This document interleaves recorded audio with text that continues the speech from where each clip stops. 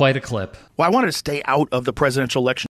It's gross because I feel like I had to. I feel like this is so nuts. This is so nuts. When that Tim Walz guy, it's so nuts that guy was going to be the vice president. You're telling me, you're telling me this whole thing's fake. Then you're telling me you don't care if someone's a liar. You don't care if they lied about their military rank, where they served. You don't care if they lie about being an assistant. You don't care if they lie about Tiananmen Square. There's too many things. This is so crazy. You would get fired if you were an assistant manager at an oil changing company. Yeah.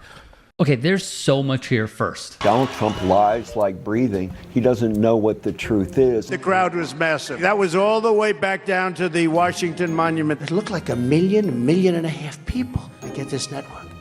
And it showed an empty field. And it said we drew 250,000 people. Now, that's not bad, but it's a lie. This was the largest audience to ever witness an inauguration, period. Sean Spicer, our press secretary, gave alternative facts to that. We built the greatest economy in the history of the world. Best unemployment numbers, best everything. The wall is being built, and we're doing 10 miles a week. It'll be completed very soon. And Mexico is paying for the wall, by the way, in case you had any questions. Credit to Now This Impact for that. So let's begin. And I mean, don't say that you care about honesty when there is a person leading an entire administration that blatantly lies day after day, month after month, year after year.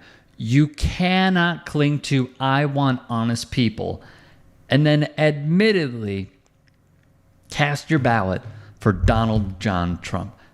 Those things, that is not a relationship, that is not a courtship. Those are differences, staunch differences.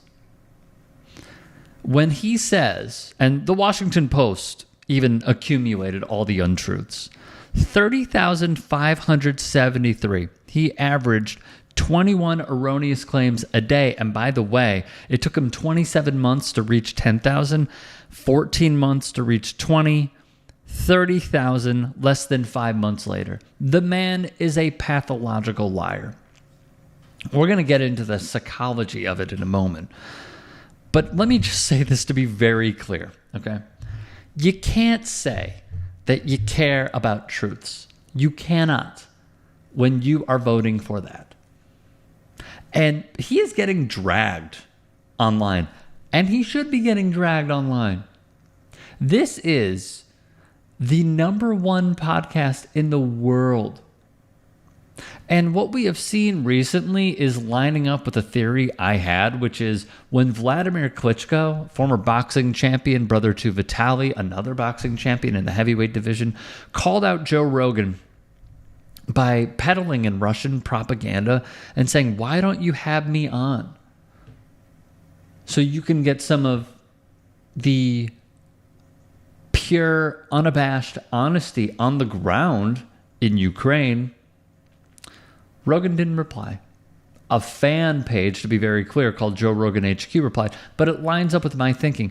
The man is very close after he admittedly was in a room on election night with Trump and Elon Musk and Dana White. Okay? Dana White, did he broker that sort of sit-in? I have no idea, but he was there. And he spoke to how Elon Musk knew that the election was over hours before. That's a huge red flag. We know that he makes his money through government contracts. And the $44 billion purchase of Twitter, people keep talking about it. I'm telling you, it does not mean anything when you have those contracts. And especially when people helped and certain entities helped finance that deal. Nonetheless, this is aligning with my theory that he doesn't really care about misinformation. Because what he may have is, after showing that he aligns with Tucker Carlson, who has a clear, direct line to the Kremlin, even when he's getting called out by them, for basically saying he's a hack reporter, and it was too soft and chummy of an interview, which is saying something. What I believe is happening here is through the Wall Street Journal piece, or maybe it was Mother Jones, one of the two, it was a direct line that Musk has to Putin and how he potentially turned off some Starlink satellites that were helping Ukraine and Zelensky. That is a huge story. Huge story. So what I think is happening here is a few things. Number one, it is the morphing of someone who very controversial, okay, has pretty controversial opinions, especially on trans people. But what we have seen is Joe Rogan go from being a Bernie dude to being a Trump guy because it is symbolic of what has happened with the Democratic Party. It is symbolic, guys. I need everyone to understand this. When people say, you know, the party left me or they don't represent me, there were some policies that were very good. There were others that were terrible. Like suddenly they're you know, heavy on the wall. Like, no. I gotta be honest with you. I don't give a flying 4-letter word about the wall. I don't care about immigration. I just don't. What I think is the bigger threat, according to the FBI, is domestic white terrorism. That's the bigger threat to us. It's the rise of white supremacists because of the previous administration prior to Biden taking over. And I'm not a Biden guy. And now, what I'm seeing here, in addition to all of that, is over time, feeling left behind and then just throwing up your arms saying F it, but also taking in a certain level of content over and over and over and over again and manipulating your brain through the Myron Gaineses of the world, red pill stuff as well, the Aiden Rosses, also a man's name, Bradley Martin, not my man, you know what I mean, the Bradley Martin content as well. And that is what has happened with Rogan. But it's also because he was left behind as a voter.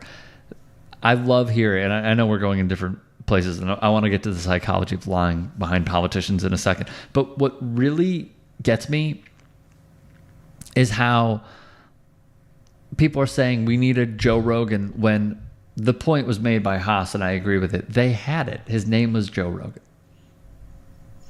They had it. And then they just let it go. They let it go. But they also tried to outflank the Bernie wing with Liz Cheney. And it alienated a lot of voters. And that is the harsh truth. When you keep telling people that we're going too far left, especially the Morning Joes of the world who are now sucking up to Trump at Mar-a-Lago, which is insane. I find that to be rather odd because what people need is hope. What people need is change. What people need are policies that make their lives better.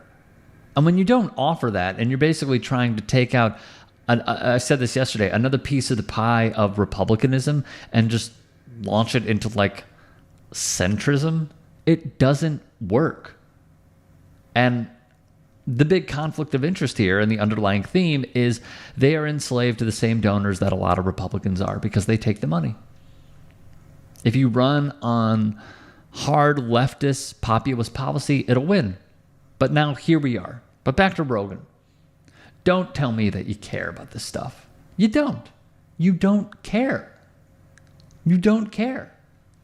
If you are peddling in Russian propaganda, if you are saying that you love Tucker Carlson and you really think there are many in the MAGA movement and Trump's base that are great, and they are giving patently false rhetoric over and over again, stop the cap, man.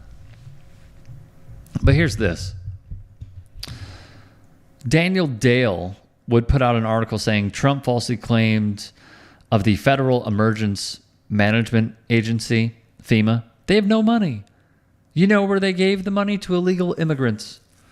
That obviously was not true. FEMA has the money for immediate responses to Helene and Milton, 2 terrible hurricanes, which they lied about. Though a string of recent disasters has depleted its disaster relief fund. The fund had about $11 billion. FEMA did not give all of its disaster relief money to undocumented people. And then there's also Western Washington University, which called Trump's reign in the White House a legacy of lies. But you care about honesty, right, Joe? You care about that stuff. No, you don't. Just say you don't. Just say you don't. Jeff Beatty, a professor of psychology at Edge Hill University, would write for The Conversation, and I want everyone to take this in. Although other presidents have lied to the public, none have lied like this. Some of Trump's lies are trivial. Many are self-aggrandizing, like nobody builds better blah, blah, blah than me, blah, blah, blah, me. Then there are his more egregious lies, like the one about the 2020 presidential election being stolen, which it was not.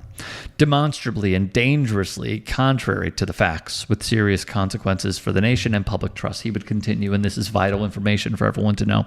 And these lies can cut through. Research regarding the big lie, aka the quote, stolen election Trump and his cohorts rail on, was proven to be very sticky.